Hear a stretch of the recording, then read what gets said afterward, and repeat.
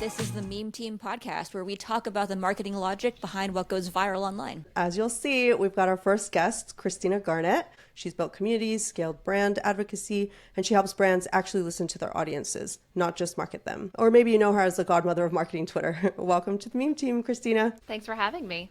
When we talk about you being like the godmother of marketing Twitter, I think this was in 2020 maybe, where you tweeted, "Hey, this is marketing Twitter, introduce yourself." The timing of it, I think, was just absolutely perfect. People were really looking for community and connection, and it resulted in thousands of people saying, "Hi, like, would love to meet other marketers." And it came at a time where I think people really needed to feel seen more than ever. Completely agree. I think we all needed to save each other, and I feel like we did. I love that we were able to find each other, so it's been really lovely to see everyone kind of build off of it. Pretty sure that's how I met Amanda as well. Yeah. Through that tweet. So yeah, I think this podcast has her to thank for. So Christina is also the godmother of the Meme Team podcast. We have a lot to cover today, and I want to go first. So last week, Duolingo confirmed that it will no longer outsource tasks that it says AI can handle. So they'll be shifting away from contractors and requiring AI literacy in hiring and performance reviews. It also launched 148 new beginner-level courses powered by generative AI, which is more than doubling its catalog in under a year. And I think it's important to call out these direct quotes from their leadership team. CEO and co-founder Luis van Aan said, "Developing our first 100 courses took about 12 years.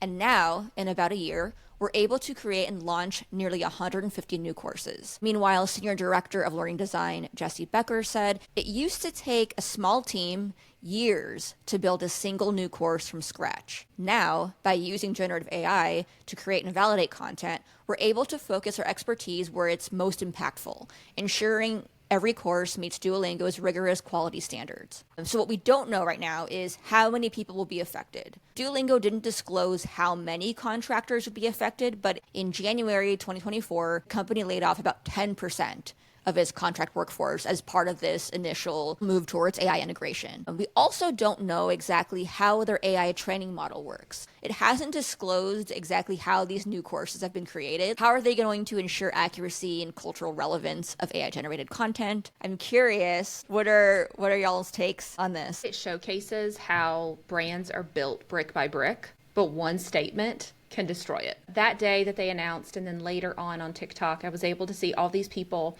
that were not just casual users of Duolingo. These were people talking about their streaks. There was one girl who had like a 4-year streak, and they had like a going away party basically for the streak. So this is something that they've had be a part of their identity, and they're willing to let it go because of this. And all I can think is, did you do any market research? Did you talk to any of your customers beforehand? Because this was such a visceral reaction from very loyal people that you can't convince me that they did a deep enough dive into their customer base to see how this would have played out, because there's no way that they would have not seen the backlash coming if they had.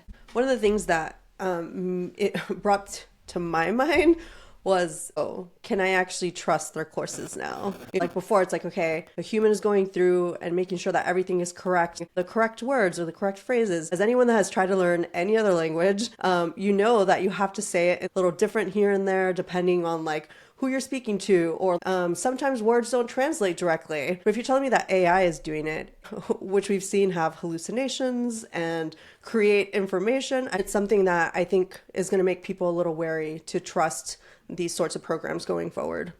Yeah, and I think building upon that, we know that AI, large language models or LLMs, they're good at mimicking sentence structure, right? They're good at, if you give it a piece of source content, for instance, it can summarize it for you. It can rewrite it for you. Okay, but language isn't created by robots where there aren't direct translations to things, or it depends on who you're speaking to and when. Like, those are the things that only human beings capture. And what you're speaking to, Sonia, about trust, accuracy, that's the big piece. Another issue, I think, is, and I've been thinking about this a lot because I've been seeing a couple of other companies or brands, whatever, declare themselves as AI first, is I think a big misstep that they are making is by declaring oneself AI first, you're declaring everything that's a benefit to you as the one who's making or selling the product because it's easier for you.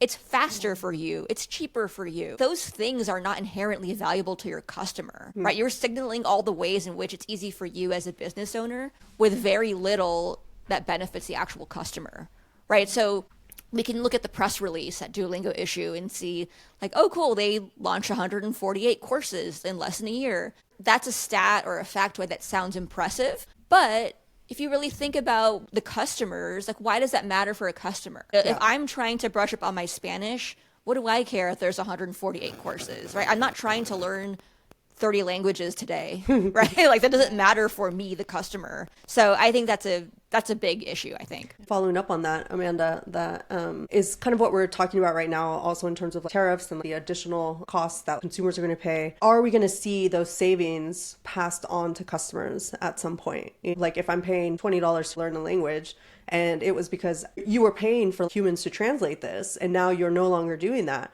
Is it now going to cost me $2 because it's an AI that you don't have to pay for? And if you're not passing on those savings, it just makes you look greedy as opposed to trying to do it for the customer. And that's ultimately what we're trying to do here is market your product to a consumer that cares about your actual product. Well, also, by labeling it AI first, it can't be customer first. You're literally telling them what's going to be the center of the orbit. I think it also showcases that they haven't learned the lesson. So like, if you've been paying attention to Duolingo and marketing in the social space, and I don't care if you don't like unhinged marketing, like you could say it's a stunt parade and you wouldn't be wrong, but I can't imagine a prompt where ChatGPT would throw out and be like, you know what you should do? You should give the owl a BBL. Like you should kill it and have it come back. So love them or hate them, the unapologetically human chaos that they have created, that is what built them. And then they've destroyed it. The thing that keeps going on and on in my head is you want to be AI first, but AI first couldn't have built what you've built. It would have made that a perfect metaphor for having killed the bird like 2 months ago? So maybe it was AI's idea to kill the bird. No, that's so well said, Christina. So I will go next. I am constantly online, and the thing that I'm continuing to see and experience as a consumer, but also someone who feels compelled to create, everything is content. The coffee that you drank is not coffee unless you take a picture of it and it's aesthetically pleasing. The travel that you do is not worthwhile or worth the price. Your work, your thoughts. As LinkedIn has become more and more human, you now see people sharing their vulnerability. And for me, I'm really torn because would you normally share this? Or are you sharing this because you know it will do numbers? So when we think about that, and then we couple that with what you were talking about in your first point about AI and being AI first, is we're living our life to create content from that. And then the rest of the world is telling us that AI can make that content even better than us. So why are we here? And sorry to get existential on the podcast, but like, then why are we here? If the only thing that we're valuable for is creating stakeholder value and content, it feels like everyone has to be an influencer in order to even have their work be seen. Like the work isn't good if it doesn't have an influencer attached to it, or it doesn't have you promoting it on a level that gets it to where it needs to be seen. And I think that it's distorting how we look at our lives. I think it's distorting how we write. I mean, think about how many stories you've wanted to share on Twitter or LinkedIn and then it doesn't do numbers and you're just like, I'm just going to delete that. Or like, oh, it only got 2 likes. I guess that wasn't valid, right? I think we are coming up on this point where, you know, there is more content than ever before, just in general, right? Yeah. And breaking through the noise, getting seen is getting harder and harder every day. Couple that with kind of understanding that most people don't really want to follow brands. They want to follow other people. Because then that kind of starts to put pressure on, you know, founder-led marketing or employee advocacy, pushing that towards influencer marketing. Because it's not quite the same, right?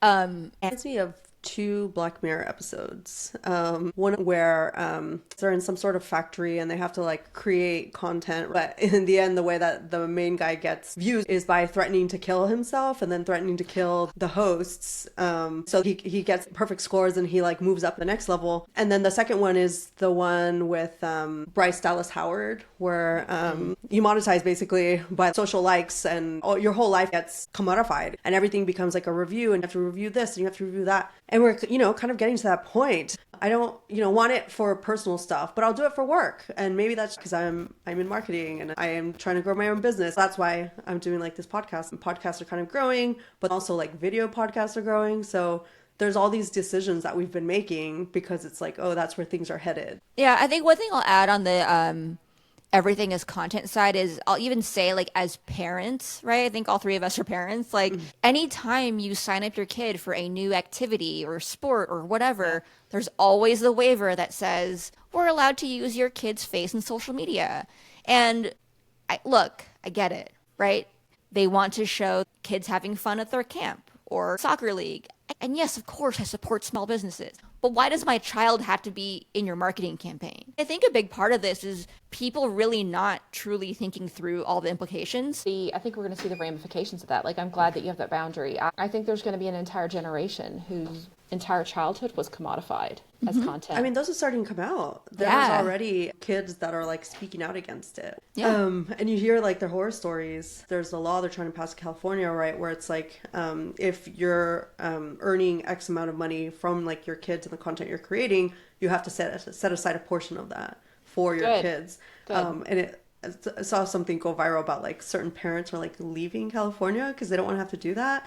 And I was like, that's a very messed up thing to like, realize about your parents, I mean, we saw it with like child actors, right? Very famously like Macaulay Culkin and his parents, and Nickelodeon stars who have been sexually abused or physically abused, emotionally abused because their parents didn't take them out of an unsafe situation. But then like what Christina was mentioning about like LinkedIn, we've all seen how proposing to my fiance, what I learned about B2B sales or whatever. Yes, it's like cringe and weird, but it went viral, which means a lot of people liked it, commented, and engaged with the post. So yeah, but it didn't mean that the common sentiment was that everyone liked it. I think there are a lot of people who will like something ironically. And not to say they're dunking on their actual engagement. It isn't that. It was the principle of using it as trying to leverage it as content for B2B sales. I'm sure there were people who were like, congratulations, but I think mostly the sentiment was pretty negative. I think too, though, that there's also like as selfies have become more of a thing, like there's been this Instagramification of LinkedIn, and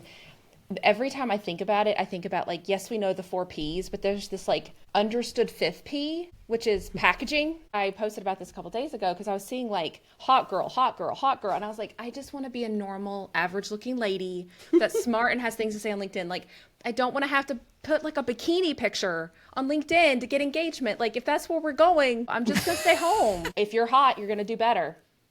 Oh, like, yeah. That's true. how it is.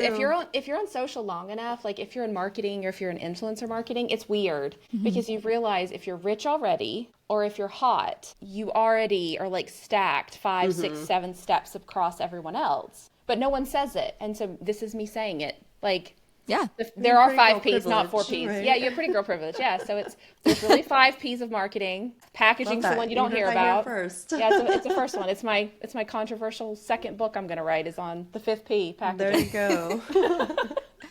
So maybe my sort of takeaway or advice for people is if you are pursuing any kind of creator-led marketing or becoming a creator yourself, maybe think about the things that you are comfortable and not comfortable revealing about yourself, and create those boundaries before you even start, right? Or or just as early as you reasonably can. Agree. So let's move on to my 2 topics, experiential marketing and brand collaborations. So I wanted to talk about the Lego partnership with F1. And they're like, what if we were to reproduce life-size versions of F1 cars? Now, imagine having that type of budget, ladies, for your marketing. It's the dream. It's the actual dream. Yeah, seriously. So basically what they needed to do was to create life-size versions of the car, but then also make sure that it was able to travel the 3.5-mile lap at the Miami International Autodrome. So it took them about a year to come up with it. So basically they have like software that helps them like build out the layouts and then lay it out brick by brick and layer by layer. They took about 1,500 hours to build, weighed 2,000 pounds, and used exactly 498 and 125,000 Lego pieces. And then They also created a botanical stoop in the Upper East Side featuring their botanicals. What are botanicals? Like It's the botanicals flowers. stew? It's like the orchids. Oh, like the Lego Legos. flowers? Yeah, the Lego I flowers. Oh, okay. love them. There's like an orchid and wildflower one that I want to get. Every time I see them in cute. Barnes and Noble, I'm tempted to buy them. Yeah. So they've done this. They did it again last year. And I think basically what they're trying to do is both like a spring is here, and then also a Mother's Day campaign where you can get your mom Lego flowers that will last longer than regular flowers. So I thought it was just a really cool way to showcase not just Legos, but the partnerships that they're doing, and come up with creative ways of, putting that in front of new customers, and then also getting other customers that maybe wouldn't buy it on a normal basis to buy Legos. It led to huge grassroots activation and organic social reach, because a lot of people were just sharing, look how cool like the cars were driving around. And then I'm seeing it on Instagram and TikTok, the stoop in the Upper East Side. I want to talk about putting marketing in place that doesn't usually exist. There aren't too many companies that do it these days because it takes a lot. You have to plan out a lot of time in advance. It costs money if the return isn't there. But when it works, it really works. And I think that this was kind of like a really cool way to show Legos in a way that hadn't been shown before. The location matters a lot. They chose Miami because you have a more American audience versus some of the other GPs. And then the Upper East Side, fits well with like the vibe that they're trying to give for like urban millennials. They both create natural photo moments without trying to force it. That's always like hard. And then they timed it to something relevant, this Formula One race and Mother's Day. So things for brands to think about is what sorts of brand collaborations can you have? I know that a lot of times you want to like reach upwards to make your brand look better, but oftentimes just thinking about the things that make sense for your audience the most are going to get you the highest return on investment, because it makes it obvious for people to know like, oh, hey, yeah, this makes sense why they're kind of like talking about it right now. I'd also say this touches on what we were talking about last week about nostalgia marketing. So there's a lot of adults that love Lego. So by showing them new products that they can get that aren't just the Star Wars and like Harry Potter sets, gives you a new avenue to sell to a different customer that you might not have before. Did you guys see both the Formula One cars or the botanicals? I did. I saw the stoop flowers. I saw the Legos after I saw that you were going to be talking about this, so I looked it up and it was very, very cool. Yeah, I saw the F1 stuff, but didn't see the botanicals. But I actually have one. Like I have a small, I think it's an orchid, but it's super cute. I haven't built it yet, but now I'm like, oh, for Mother's Day, I really want to be left alone so I can build Legos. 'Cause I actually do love Legos. I wonder like how many moms will receive the built one and how many will receive the box, and like which moms will be thrilled about each. Because if I got the assembled one, I'd kind of be like, oh, this is really pretty, but I wanted to make it. Yeah, that's funny. So we have some of the Formula One Legos. I have to get the new Ferrari one for Hamilton, but I have the old Mercedes ones. And I've had, so many of those like botanicals on my list, and I'm like, oh, maybe I should actually go ahead and do it. So see, marketing works, y'all. It works. And I haven't been like super in the know of Legos marketing in general, but I think what's interesting about these two are this is going beyond children.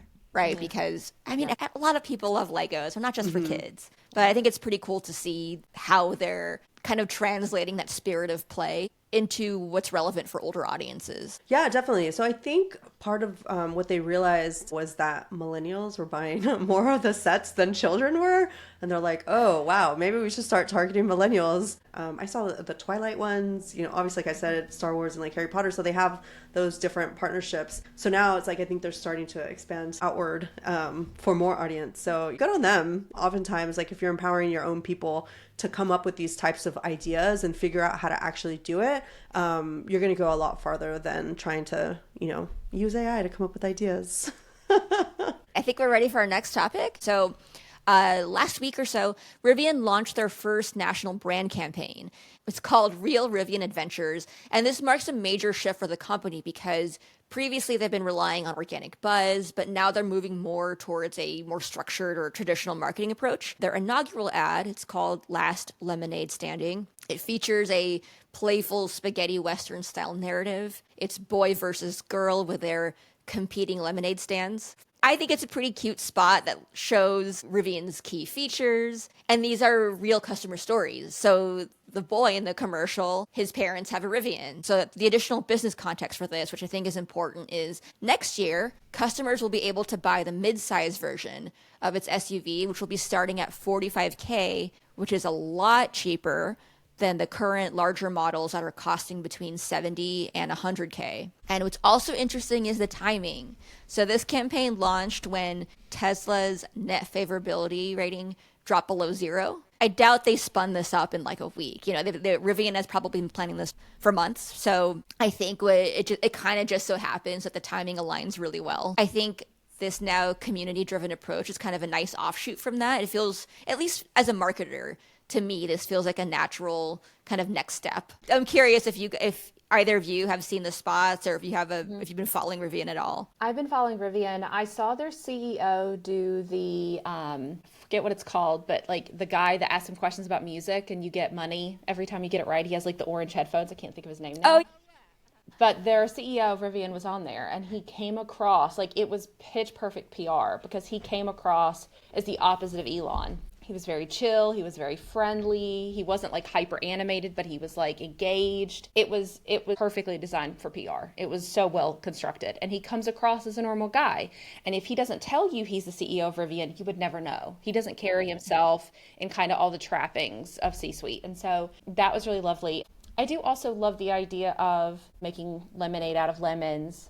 They know that their biggest competitor is Tesla, and they know they're watching the conversations that are having. And even if the favorability is low, they still don't have market share. So it's, how do you take something that things are still stacked against you? How do you become a player? You find ways to have really great storytelling. You engage your customers. You go where they are online. And then on top of that, you can move the barrier of entry for people who do want an EV. Like, the price next year is going to be significantly lower. Now there's an opportunity for them to go into the market. And so I think it's just very smart. Yeah, they are really leaning into their community and really lifting them up. I mean, I think what's really good is that they are doing this in this way that is very customer centric. Mm-hmm. And you, as the recipient, right, of these messages, you or we are comparing this to Tesla inevitably, yep. But they are not doing it, you know, and that's kind of what I love about it, that it's kind of allowing us to draw our own conclusions, our own feelings about it. One thing this makes me wonder is how their team felt when they saw the Slate truck announcement last week, which went viral, and the way kind of we were speaking about their CEOs and like they're taking like the community and like putting them out there, whether they felt like, oh, shit, should we like change it? Or should we, you know, just go ahead with it? So I really would love to be like a fly on the wall listening to like what was happening when that came out. Amanda, are you in the market for a car? Because you keep bringing the car examples. I just like cars. As a kid, I was actually really into cars, and then when I became a working adult and didn't have much money, my interest kind of waned. But now that I'm older and now have like a growing family, like we recently got a new car, and my husband and I are just kind of looking at what all the other car brands are doing. What'd you get? So we got a Volvo. Okay. Yeah, the station wagon. So pretty pumped about it. I love a station wagon. But we're not in the market for a new car soon. But so we're looking at all these things like, oh, maybe in like 5 years, like maybe we'll want the Slate truck, but like version 2. So we are insufferable is what I'm saying. We plan out all our purchases 5 to 7 years in advance. No, I do like that we're marketing EVs as like more about the car as opposed to like about the environment and sustainability and like, you know, all this, or like the type of person you are. It's like, okay, let's just get down to the nitty gritty about like what the car does and like how it does it and go from there. And then I think people are kind of expecting that now, where it's like, I want to buy it based on the quality and like the features it has, and then, you know, base it on that and not have it be tied to moral leanings one way or the other. Yeah. Sometimes people are like, I'm spending like 50, 60, 70K in a car. I wanted to have the features that I want. And that's totally valid. Maybe I'll kind of wrap up my thoughts on Rivian with, look, like, I don't know how it's going to work for them, right? Like, I can guess, right? So I'm speaking to like what I think is interesting, what I think is compelling. Because what I think is interesting is I was talking to my husband about it, and he actually saw the campaign before I mentioned it, and he wasn't that into it. Like, he acknowledged, like, oh yeah, no, it's cute. It's obviously well done. But I think for him, he was just like, it just feels like very corporate. Like, this feels like the kind of thing that the marketing team really liked, and you could like kind of feel the CMO patting themselves in the back. And I thought that was really interesting because I was like, oh, because like as a marketer, right? Like I'm like, I think it's really cool. It checks all these boxes: UGC, community, engagement, blah blah blah. Most people don't think about these things like that, right? Fair. Right. So Yeah. now I'm questioning, like, I wonder how well this is going to do, right? Now the other thing is, I also just found this by being too online, right? My husband saw it because he's on like the Rivian email list. And so he got the email campaign that's like, look at our campaign. Look at these customer stories. So I think he just sort of felt like, why are you spoon feeding me a commercial? So maybe his experience would have been different if he just saw the commercial on TV. Like maybe he would have just thought like, oh, that's really cute. But I think for him, it was like, why are you forcing this into my inbox? So I think that's worth calling out because, that coming from like the regular consumer standpoint. This actually, I think, goes into my topic pretty well. Thinking about things from a non-marketer perspective, we need to talk about what is happening with the humanities and the arts and how that's going to impact not only marketing in the future, but marketers in the future. It's AI can do any kind of piece of art that you need. You just need to know what prompt to use. You don't even need to read books. Why don't you just have ChatGPT cliff notes it for you and tell you what you need to do? So like we've marginalized all of these things that really create empathy and critical thinking and stretch your brain into things that we don't necessarily need. Best way to discuss this is Mark Zuckerberg did a talk where he was talking about friendship. And we all kind of know that we're in this loneliness epidemic. I think there clearly is. He talks about how people usually have like 2 to 3 friends, but they have the capacity for 15. You're thinking about it in terms of supply and demand. So what we can do is we can create these AI bots that act as your friends and kind of cover that hole. And I responded to the tweet that was talking about this and said that you could fill a library with all the books that have warned us about this. And I had so many people come into my comments to explain why it was a good thing. Ooh. And I had to come from a place of, this is a Band-Aid. If there's one problem that I see across the world, and this is me getting on my soapbox and then directly jumping off, is that we as a society love to solve symptoms, but we hate to do the work to figure out what the root cause is and then fix the root cause. Yeah, we will literally talk to ChatGPT for 10 hours instead of going to therapy. Exactly. So you're creating this validation circle that is not going to act the way your friends should be there for you. It's not going to help you be a better person. It's essentially going to give you survivor bias, but like as a friend group. So you always get what you want to hear and not what you need to hear. And that's not going to make us less lonely. If anything, it's going to make us worse as humans. I mean, think about how many people were isolated during the pandemic and then came out and had like, they lost all their table manners. They forgot that like speaking on like open speaker in the airport was a thing. They forgot how to chew with their mouth closed in theaters. Now imagine that on a scale where it's not that they were secluded at home, it's that they have a peer group that tells them they float on water, that they're perfect, there's nothing wrong with them. I love being your friend, you're great. And what we're doing is we are removing critical thought, we're removing the friction that makes us better people, whether it be a peer group that doesn't challenge us or it be books that we don't need to read. Why are we removing the pieces that make us our most human and then expecting AI to fill that hole? And we're seeing this with the diminishing of education and like, do you even need to go to college? But if you go on Twitter or LinkedIn, you can see very clearly, and Amanda, I know you know this, the posts that do the best is like marketing 101, like straight from the syllabus. And it's because those people didn't have that. So it's like, there's clearly a thirst for education. There's clearly a thirst for knowledge, but we've created this space where we remove the significance of education and then say, if you have a LinkedIn account, if you have a Twitter account, if you have a TikTok, you can become an expert. And that research you did, you watched a YouTube video. You didn't face other options to figure out like what was your actual thought. And when you couple that with the algorithm that creates an information echo chamber. What are we really doing? We're wondering why some people have these opinions on things, and we're like, but what about this, and what about that, and what about this? And they don't know how to respond to it because they've never been challenged, because their algorithm validates their opinion based off of like what news sources they're looking at, or what TikTokers they're watching, or what YouTube videos they're watching. If their content that's being fed to them agrees with what they think, they see it as a badge of honor, and they see it as like, well, this means I was right, not understanding that the algorithm has given them exactly what they wanted, not what they needed. And that's me jumping off my little thing. That's such a big thing. I've been noticing a lot more where we're seeing takes on like Twitter and like LinkedIn that are like from, years now, with like no context, no like depth to it. It's just like, here's an opinion that I know is popular,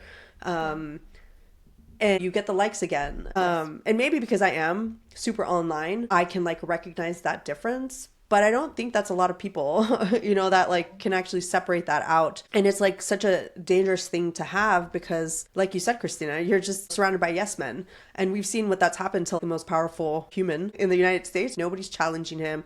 Nobody's telling him what the context is behind these jobs that you're getting rid of and these programs that you're devaluing. It comes across in the education system and on social media.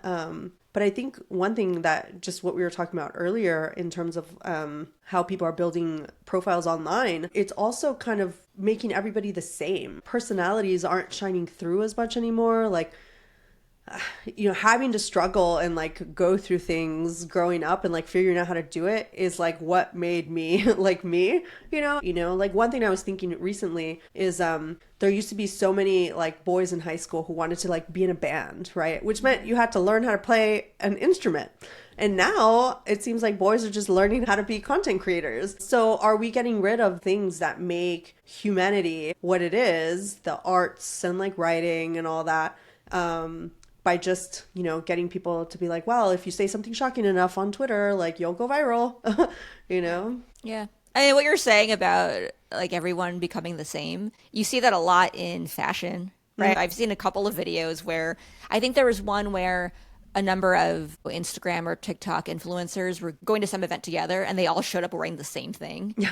Right. So it's like we're even outsourcing our style. Yeah, no, definitely. That reminds me. Yeah, because the New York Times just came out with an article that people panned on Twitter where it's like what to wear to like a spring outing with your coworkers. And someone quote tweeted and was like, can you not do anything by yourselves anymore? Like, how do you not put on a shirt, research, right? Pick like, one. that I need somebody to like tell me what to wear. And I thought that's so true. It's like so much of like the different personas that people created, like being emo and being a scene kid and being like a band kid, being a nerd. Like these were all different things that required you to wear your own uniform, that it made sense for what you were wearing. And then now it just seems like you change every day and the whole identity isn't like being penned to you. I think it's also getting rid of like, the differences in like everybody and everything's the same. One big thing that I'm, hearing in all this is it's one thing to have already kind of gone through and read the things, watched the things, lived the things, and to form your own thoughts and your opinions and feelings about it and leverage some of these tools to make yourself better at maybe how you express yourself, right? That's a whole different thing, right? Like I don't think that's what we're angry about, right? We're angry about the things that are like, hey, teach me how to think, do my homework for me, write all of my Twitter content for me for the next month, write my replies, like read this post from this influencer and then write a reply for me. Like that is what sucks, right? That sucks. Yeah. Like that's yeah.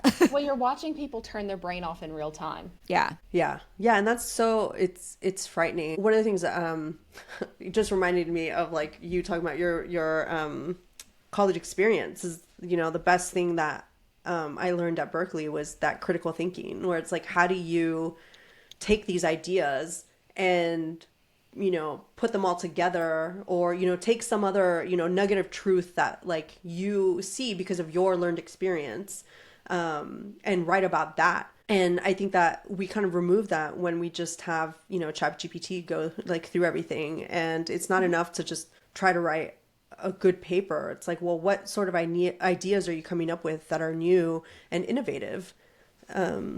Yeah. I want to use an example of William Shakespeare and Romeo and Juliet, because that, like, Shakespeare's works were things that I think a lot of us read in high school. I always struggled with it. Like, I really did. I had a hard time understanding it. And for the longest time, I thought it was kind of silly that Romeo and Juliet ultimately died because of lack of communication, right? Like, well, why didn't she get the message, or why didn't he get the message? But it was in better understanding the story, talking to people who I know love Shakespeare, who love Romeo and Juliet, who explained to me, like, the reason that this is important and actually makes sense is because the priest who was supposed to deliver the message to Juliet was in quarantine. Now, being in quarantine meant you had to, like, stay in bed or in your room, and you could not talk to anybody for weeks. And there was no internet. Mm-hmm. That's why he couldn't get the message out, right? And it was sort of in talking to people, and even just living through the COVID era where we had our own quarantine. It was, oh, that makes sense to me. This wasn't some hand-wavy plot point. And so those, like, learning those kinds of things and really truly understanding the cultural implications of that is something that is really, really, really hard to learn from a chat GPT, because you can't feed it everything and say, tell me the cultural implications with respect to, global pandemics. Like, you can't, because you can't know to ask those things. I think actually building off that is not just cultural implications, but empathy. I feel like if you can't put yourself in the place of somebody else, you're missing out on a lot of what makes us human. And I think we're seeing that, right? Like, one of the conversations that's come up is gentrification allowing people to, listen to their music blasting on the subway? And it's like, okay, no, that's just somebody that cannot empathize with the fact that nobody else wants to listen to their fucking music on the subway. Or like when you have people in movie theaters with their phones on full brightness, and that's because you're not thinking about other people and what their experience is like watching a movie with your phone right in front of them. So definitely having these, like, cultural contexts will create that empathy for people, because it makes you think about how other people see things and not just yourself. So I thought that was lovely, but I do think that if you put all of these things together, it shows that we are leaning more towards technology to replace empathy, and it's not there yet. I don't think it'll ever be there, but it's not there yet now for sure. Let's finish on my last topic. Many of you probably saw the Kind Rebrand TikTok video of them unveiling their new logo. When I first saw it, I was like, wow, they really didn't do much to it, did they? And I think that ended up being a lot of the sentiment. So it wasn't very well received. But I think the bigger thing here is that actually isn't what they were rebranding. What they are rebranding is their packaging. They're switching it from plastic into paper wrapping, because they really want to go into, like, their sustainability goals and their mission, which, has long been ingredients that everybody can see and understand and all that. So it, like, fits with their brand. It's just they were making a slight change. But that didn't come across in any of their TikTok videos, and nobody explained that until I researched why they did this rebrand for no reason, apparently. They're having production costs, but they're not going to pass it on to consumers, which goes to show that they still care about their consumers and how much they're paying for their products. They're doing a test and learn, where it's not getting rolled out everywhere. It's being rolled out to specific Whole Foods. And then based on the feedback, they'll roll it out to the rest of the company. So that's something to think about for companies thinking about a rebrand or wanting to test new things. It doesn't have to be a complete change for everything. Just think about how it'll affect certain markets, especially the markets that actually care about that. So Whole Foods, obviously, the customer that shops there cares a little bit more about sustainability and organic products. So they're putting that in the market that they think it's going to do well. And then if it does do well, they're going to, spread it wide. It also took 2 years for them to do this. So it kind of sucks that 2 years of work kind of went up in flames and wasn't really as recognized as it should have been if they had kind of planned it a little bit better and did maybe smaller rollouts here and there, like announcing it on social media and then going from there. I don't think that they're going to get much more recognition from this because it didn't really seem to be that successful of a rebrand. That's a bummer because the reasoning behind it sounds valid. It's great they're trying to move away from plastic packaging. Even just the design of the Kind logo. Now there's equal padding around the word kind, which I can understand from a design perspective. It makes sense. Mm-hmm. But, most people don't care about that stuff.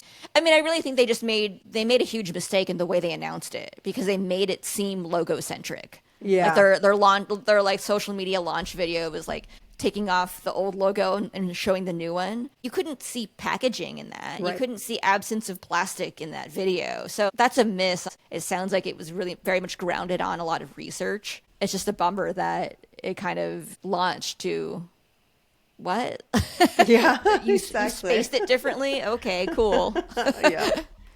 Yeah, I think maybe that's the problem. They kind of made it seem as if it was a logo rebrand, and that's not at all what it was. So something to take notice of for companies is like, make sure that what you're marketing is actually the thing you're marketing. Yeah. Because it can fall on deaf ears if it's not reaching your target audience or nobody understands what's actually happening. I think it's also worth noting that rebrands in general, people come out with their pitchforks. No one's ever excited about a rebrand. People can't wait to attack it. Yeah. So when I saw the rebrand video, and at first I was like, this is such a joke to every graphic designer who's been told, like, just make the logo bigger or just move it up a little bit. Because that's what it felt like. And I was like, Yeah.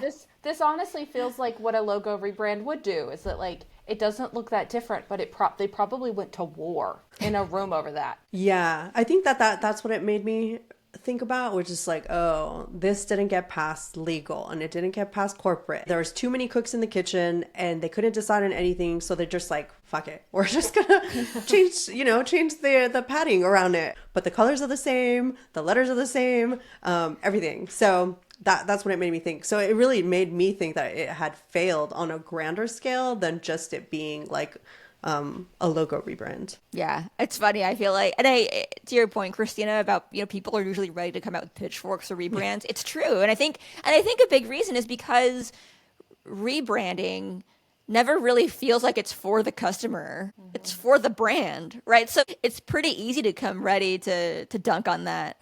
You're like, oh, cool. What value are you giving me with the spacing of your logo? Well, so that's what's kind of like annoying about this rebrand, right? Because this is actually a big thing that their people would care about, right? Exactly. Plastics is a huge problem, and the people that buy their products probably don't like that it's wrapped in plastic. So if you're going to make it into like we're making it more sustainable by wrapping it in paper and making it better for for you. That's a selling point for me, Absolutely. Cool. I mean, I feel like I want to kind of wrap up with some of the takeaways here, because I feel like we have a couple of pretty clear ones.